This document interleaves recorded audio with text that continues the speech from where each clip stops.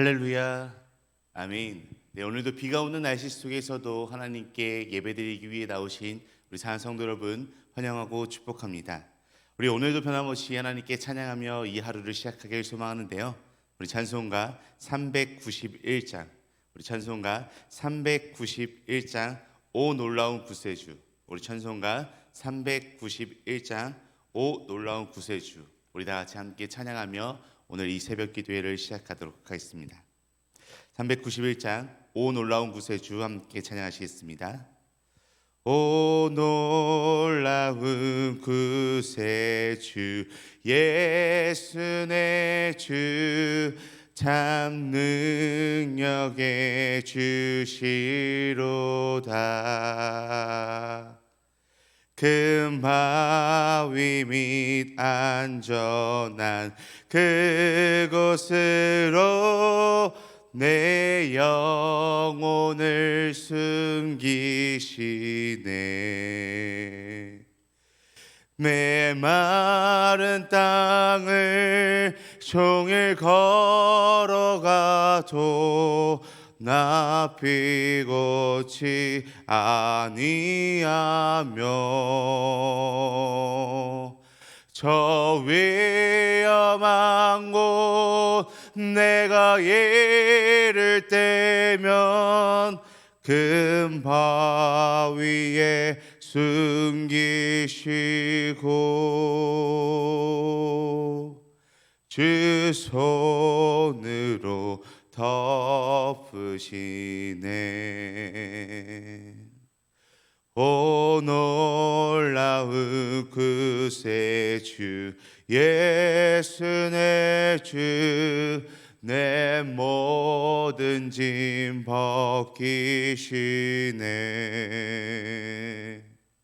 죄악에서 날 끌어 올리시며 또 나에게 힘 주시네. 메마른 땅을 종일 걸어가도 나 피곤치 아니하며 저 위험한 곳 내가 이를 때면 큰 바위에 숨기시고 주 손으로 덮으시네. 증량 못할 은혜로 채우시며 늘 성령에 감아주사 큰 기쁨 중 주님을 찬양토록 내 믿음을 도우시네. 메마른 땅을 종일 걸어가도 나 피곤치 아니하며 저 위험한 곳 내가 이를 때면 큰 바위에 숨기시고 주 손으로 덮으시네. 주 예수님 공중에 임하실 때 나 일어나 맞이하리. 그 구원의 은총을 노래하리. 저 천군과 천사 함께 메마른 땅을 종일 걸어가도 나 피곤치 아니하며 저 위험한 곳 내가 이를 때면 큰 바위에 숨기시고 주 손으로 덮으시네. 아멘. 우리 다 같이 함께 기도하시겠습니다. 하나님 감사합니다. 오늘도 이 새벽의 시간을 온전히 깨워 우리 주님과 함께 할 수 있음에 너무나도 감사합니다. 우리가 날마다 이 삶을 살아가면서 놀라운 주님의 은혜와 사랑에 살아가기를 원합니다. 주님, 주님의 손으로 우리를 덮어주시사 우리의 모든 삶 가운데 주님으로 인해 살아가고 주님의 은혜로서 감사하며 나갈 수 있는 우리의 삶이 될 수 있도록 인도하여 주시옵소서. 날마다 매일매일 주님과 함께 동행하며 걸어갈 때 우리의 몸과 우리의 마음이 피곤치 아니하게 하여 주시옵고 오직 주님으로 인하여 우리의 모든 것이 회복되고 우리가 모든 것이 주님과 즐겁게 동행하며 나갈 수 있는 우리들의 삶이 될 수 있도록 주님 함께하여 주시옵소서. 주님, 우리가 이 시간 하나님의 말씀을 함께 나눕니다. 오늘 우리에게 주신 하나님의 말씀을 우리가 기억하고 이 말씀을 붙잡고 이 오늘 하루도 주님과 함께 살아갈 수 있도록 인도하여 주시옵소서. 감사하며 우리와 함께 하시는 살아계신 예수 그리스도의 이름으로 기도드립니다. 아멘. 오늘도 우리 함께 하나님의 말씀을 보길 소망하는데요. 우리 함께 보실 하나님의 말씀은 우리 구약성경 욥기, 우리 구약성경 욥기 34장 1절에서 30절 말씀입니다. 우리 구약성경 욥기 34장 1절에서 30절 말씀. 우리 제가 가진 성경으로는 구약성경 794페이지 있습니다. 네, 구약성경 794페이지는 욥기 34장 1절에서 30절 말씀. 우리 함께 찾으셨으면 우리 한 목소리로 함께 합독하며 나아가도록 하겠습니다. 우리 욥기 34장 1절에서 30절 말씀 우리 다 같이 함께 읽도록 하겠습니다. 엘리후가 말하여 이르되 지혜 있는 자들아 내 말을 들으며 지식 있는 자들아 내게 귀를 기울이라. 입이 음식물의 맛을 분별한 같이 귀가 말을 분별하나니 우리가 정의를 가려내고 무엇이 선한가 우리끼리 알아보자. 욥이 말하기를 내가 의로우나 하나님이 내 의를 부인하셨고 내가 정당함에도 거짓말쟁이라 하였고 나는 허물이 없으나 화살로 상처를 입었노라 하니 어떤 사람이 욥과 같으라. 욥이 비방하기를 물 마시듯 하며 악한 일을 하는 자들과 한때가 되어 악인과 함께 다니면서 이르기를 사람이 하나님을 기뻐하나 무익하다 하는구나. 그러므로 너희 총명한 자들아 내 말을 들으라.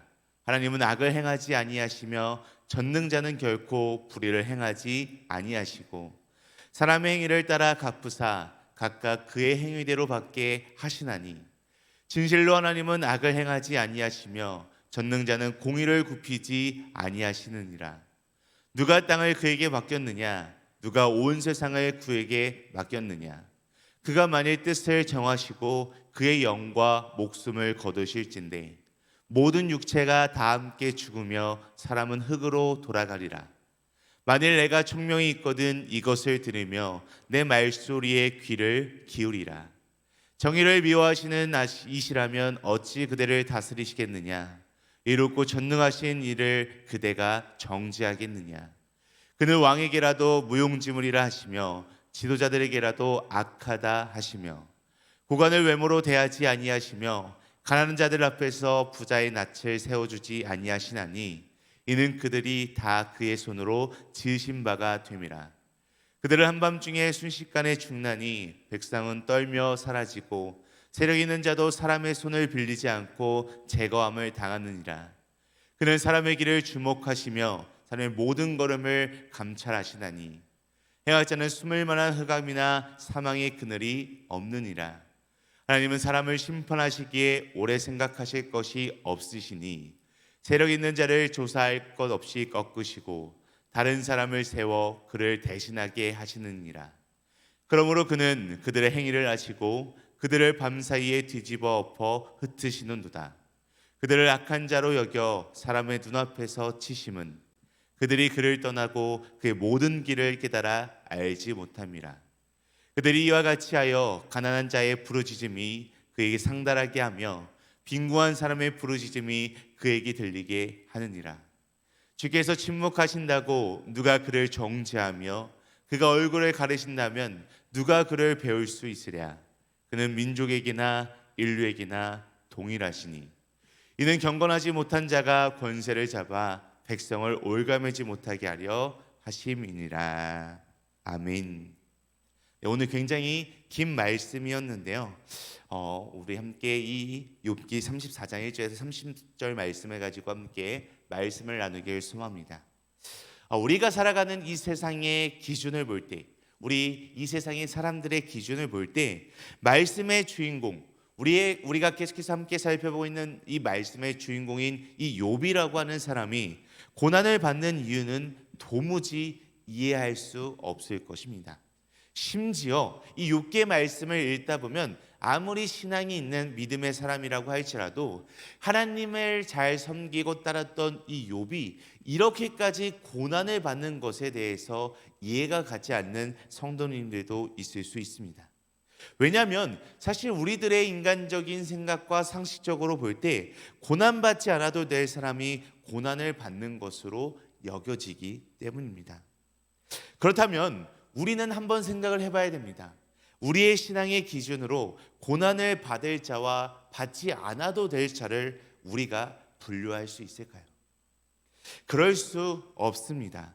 그것은 우리가 판단하고 우리의 기준에 따라서 이렇다 저렇다 행하는 것이 아니라 모든 주권은 다 하나님께 속하여 있기 때문에 벌을 주시는 것도 고난을 주시는 것도 모든 것을 다 행하시는 것도 우리의 하나님께 있기 때문에 그것은 하나님이 정하실 일이고 또 우리가 하나님의 모든 뜻을 다 알 수 없기 때문에 우리의 기준으로 이것을 판단할 수 없습니다.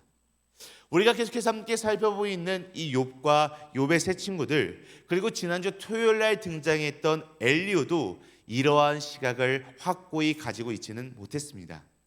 그래서 자신은 고난과 무관하다고 변증하고 죄의 결과로 닥친 고난임을 입증하려고 욥의 친구들은 논쟁을 계속해서 거듭하고 있는 것을 우리가 이 욥기 말씀을 통해 지금까지 살펴볼 수 있습니다.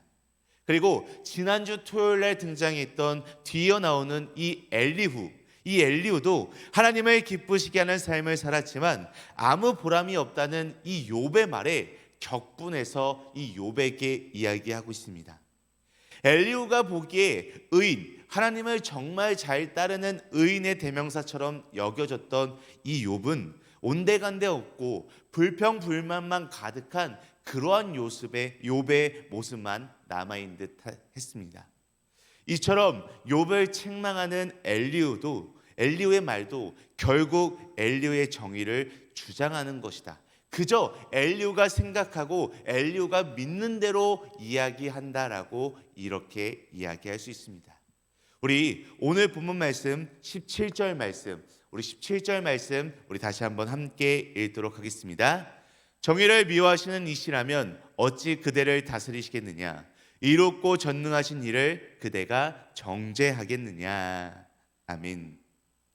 이 방금 읽은 17절 말씀을 살펴보면 엘리후도 욥의 고난을 이 욥의 죄로 인한 것으로 보고 있고 죄에 대한 징벌로 정의를 세우시는 이 하나님의 일이다라고 해석하고 욥에게 주장하고 있는 것을 살펴볼 수 있습니다. 우리는 하나님의 정의에 대한 하나님의 그러한 모습에 대한 엘리후의 결정적인 오해를 오늘 본문 말씀을 통해서 살펴볼 수 있게 됩니다. 하나님의 정의가 죄에 대한 징벌로 나타나는 것이라면 도대체 지금 우리가 살아가고 있는 이 시대에 죄악이 가득한 이 시대에 우리는 도대체 어떻게 판단을 하는 것이 맞을까요? 하나님의 정의는 도저히 우리들의 이해로 규정하거나 구분할 수 있는 것이 결코 아닙니다. 이것을 간과하고 하나님의 뜻과 하나님의 공의를 자기 마음대로 해석하고 판단하는 것이 크나큰 문제이자 불신앙의 중대한 원인이고 또한 가장 큰 죄를 범하는 지름길이라는 것을 오늘 말씀을 통해서 우리는 분명하게 깨달을 수 있어야 합니다. 그래서 오늘은 이 욥기 34장 1절에서 30절 말씀을 통해서 하나님의 공의, 하나님의 공의라고 하는 제목으로서 우리가 이 하나님의 공의가 어떻게 펼쳐지고 있는지, 또 우리가 오해하지 말아야 할 것이 무엇인지를 오늘 이 엘리야의 말을 통해서 우리가 함께 살펴보는 이 시간이 되기를 간절히 원합니다. 오늘 말씀뿐만이 아니라 이 예레미야 말씀에서도 하나님의 공의에 대한 이야기가 등장하고 있는 것을 우리는 살펴볼 수 있습니다. 오늘 본문 말씀은 아니지만 예레미야 33장 15절에서 16절 말씀, 우리 화면으로 준비되어 있는 말씀을 함께 읽도록 하겠습니다. 그때 내가 다윗에게서 한 공의로운 가지가 나게 하리니 그가 이 땅에 정의와 공의를 실행할 것이라. 그날에 유다가 구원을 받겠고 예루살렘이 안전히 살 것이며 이 성은 여호와는 우리의 의라는 이름을 얻으리라. 아멘. 다윗에게서 한 공의로운 가지가 나와 이 땅의 정의와 공의를 실행한다는 것이 선지자의 예언이었고요. 이 예언은 다윗을 통해서 예수님께서 이 땅에 오심으로 성취되어지는 것을 우리는 분명하게 살펴볼 수 있습니다. 오직 공의를 실행하시는 하나님의 통치는 오직 하나님으로부터 나오신 이 예수님으로 인해 모든 것이 다 완성된다라고 할 수 있는 것입니다. 자, 성도 여러분, 우리가 살아가고 있는 오늘날의 이 세상을 한번 생각해 보시기를 바랍니다.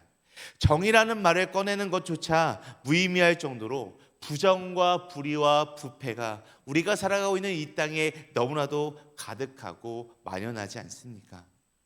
결코 그래서는 안 되는 부분까지 모든 것이 다 거짓과 불의로 가득 찬 이 세상의 현실을 우리는 날마다 마주하고 있습니다. 심지어 교회조차도 그러한 모습으로 점차 부패해져 가는 그런 교회들이 생겨나는 것을 우리는 이 현실 속에서 바라보고 있습니다. 우리는 분명하게 기억해야 합니다. 예수님께서 이 땅에 오심으로 이 세상은 그야말로 죄 그 자체라는 모든 점이 다 드러나고 예수 그리스도께서 십자가에 못 박히신 것으로 그 죄가 분명하게 드러났다는 사실을 우리는 기억해야 합니다. 그리고 십자가의 피 흘리심으로 그 구원을 마침내 확증하셨습니다. 바로 이것이 하나님의 공의를 선포하시는 것이며 의롭게 하시며 하나님의 은총을 베푸신 것이다 라고 우리는 분명하게 이야기하고 믿어야 하는 것입니다. 오늘 말씀에서 이 엘리야가 생각하는 하나님은 공의로 세상을 다스리시는 그러한 분입니다. 우리가 10절에서 12절 말씀을 보면 그의 생각을 우리가 확실하게 우리가 짐작할 수 있게 됩니다. 우리 오늘 본문 말씀 10절부터 12절 말씀 우리 함께 읽도록 하겠습니다. 그러므로 너희 총명한 자들아 내 말을 들으라. 하나님은 악을 행하지 아니하시며 전능자는 결코 불의를 행하지 아니하시고 사람의 행위를 따라 갚으사 각각 그의 행위대로 받게 하시나니 진실로 하나님은 악을 행하지 아니하시며 전능자는 공의를 굽히지 아니하시느니라. 아멘. 이 10절에서 12절 말씀에서 이야기하고 있는 전능하신 하나님께서 공의로 세상을 다스리시고 심판하신다 라고 주장하는 이 엘리야의 선언은 분명하게 맞습니다. 결코 틀린 말이 아닙니다. 그렇다면 우리 눈에 비치는 현실 세계의 온갖 악하고 더러운 악행과 불의는 과연 무엇일까요? 과연 하나님의 공의가 존재하느냐? 우리가 살아가고 있는 이 세상에 누군가가 하나님의 공의가 존재합니까? 라고 하는 질문에 우리는 도대체 무엇이라고 대답을 할 수 있겠습니까? 혹 욥과 같은 고난을 겪는 사람이라면 하나님께서 이 공의로 세상을 다스리신다라고 자신 있게 고백할 수 있을까요? 언제나 의심 없이 우리는 살아가면서 하나님에 대한 동일한 고백을 이어나갈 수 있을까요?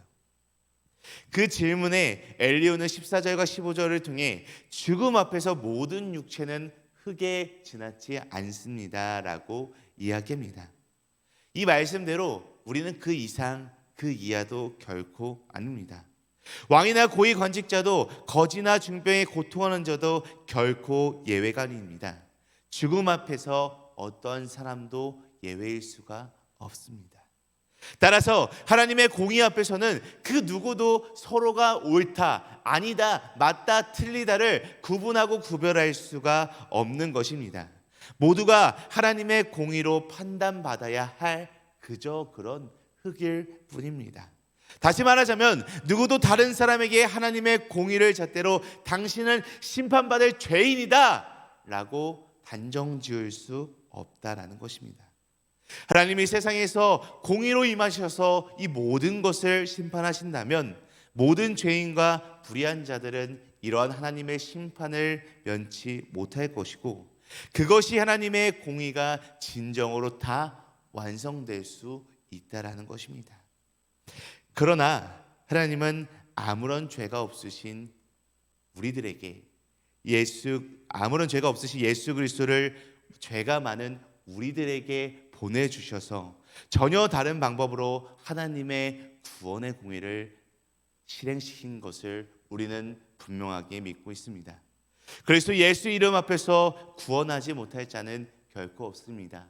우리를 위해 십자가에 못 박혀 피 흘리신 그 예수 그리스도를 믿는다면 우리는 하나님의 구원을 받을 수 있습니다. 이것이 공의로운 하나님께서 너무나도 사랑하시는 하나님의 백성을 다스리시고 구원하시는 통치하심이며 주권이다라고 오늘 말씀을 통해서 우리는 분명히 알 수 있고 깨달을 수 있습니다. 우리 사랑하고 존경하는 등말 가족 여러분, 그렇다면 욥에게 강하게 이야기하고 있는 오늘 말씀에서 이 엘리후의 말, 하나님의 공의에 대해서 이야기하고 있는 이 엘리후의 말과 모습이 과연 다 맞는 말일까요? 엘리후는 이 욥의 고난을 죄에 대한 합당한 결과, 쉽게 말해 지금까지 욥이 죄를 지었기 때문에 지금 벌을 받는 것이 너무나도 당연하다라고 하는 공의로 보하고 이야기했습니다.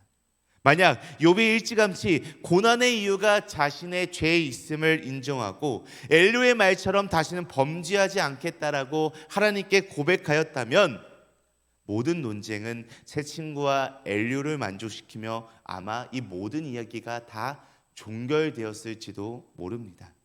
그리고 욥은 죄를 깨닫고 회개할 줄 아는 신앙을 가졌다고 친구들과 이 엘리후에게 칭찬을 받는 그런 인물로 기록되었을지도 모르겠습니다. 하지만 하나님께서는 이 엘리후의 말과는 다르게 욥을 택하셔서 이후에 하나님의 일을 나타내는 일에 이 욥을 쓰셨습니다. 하나님의 공의는 의로우신 사랑으로 우리들에게 분명히 선포됩니다. 전능하신 하나님은 그 모든 사랑의 능력을 우리를 구원하시는데 다 쏟으시는 분입니다. 세상의 많은 사람들은 외적인 것으로 서로를 평가하고 판단하고 기준을 삼지만 하나님은 오직 그 사람의 중심을 보시고 긍휼을 베푸시며 구원을 얻는 그런 감격을 누리게 하십니다. 그것이 바로 우리 공의의 하나님이다라고 이야기할 수 있습니다. 오늘 말씀에서 엘리후는 자기 이야기를 듣는 사람들이 내릴 결론을 미리 판단하여 욥이 무식하니 그 말에 지혜가 없다라고 단정해서 이야기합니다. 즉 하나님께 불평하고 무고함의 맹세를 하는 잘못을 저질렀다라고 단정지어 이야기합니다. 또한 그가 보기에 친구들에게 했던 욥의 말은 불경건한 말이었기에 그에 대한 벌을 받아야 한다라고 마땅하다라고 주장합니다. 과연 이러한 욥의 모습을 봤을 때, 이런 엘리후의 말에 비춰봤을 때 우리의 생각과 우리의 삶의 모습은 과연 어떨까요? 그 어떠한 것보다 창조주 하나님만큼 우리를 잘 아시는 분은 결코 없습니다. 우리 주변의 사람들이, 내 옆에 있는 사람들이 나에게 무엇이라고 이야기하던 간에 우리 주 하나님보다 나를 더 많이 아시는 분은 결코 없습니다. 그렇기 때문에 오늘 말씀의 주인공인 엘리후가 욥에게 이야기했던 것을 욥이 그 말을 듣고 좌절하고 낙심하고 절망하지 않았던 것처럼 우리도 우리 주변에 있는 사람들의 말로 좌절하거나 낙심하거나 쓰러지는 것이 아니라 우리를 너무나도 잘 아시는 우리의 하나님께서 우리와 함께 하시고 우리를 또한 지켜보시고 우리에게 매일매일 말씀하고 계신다는 것을 기억하며 또한 그 공의로운 하나님께서 우리를 분명하게 이끌어 주실 것이다 라는 이러한 믿음을 매일매일 가지고 주변에 흔들리지 않고 굳건한 믿음을 이어나가는 우리 사랑하는 특마루 교회 가족 여러분들 되시기를 간절히 소망하고 간절히 축복합니다. 우리 다 같이 함께 기도하시겠습니다. 긍휼이 풍성하신 하나님 아버지, 허물과 죄로 죽을 수밖에 없던 우리에게 구원을 선포하시고 믿음을 선물로 주셔서 너무나도 감사합니다. 완전한 의로 저희로 인도하시는 주님의 은총 앞에서 겸손한 고백으로 우리가 나아가며 살아갈 수 있도록 인도하여 주시옵소서. 우리의 생각과 우리의 모든 언행을 아시는 주님께서 오늘도 우리를 지켜 보호하여 주심에 감사드립니다. 우리의 생각에 옳은 대로만 살아가는 것이 아니라 주님의 인도하심에 기뻐함으로 순종하여 그 길을 나아갈 수 있는 우리들의 삶이 될 수 있도록 인도하여 주시옵소서. 감사하며 오늘도 우리와 함께 하시는 살아계신 예수 그리스도의 이름으로 기도드립니다.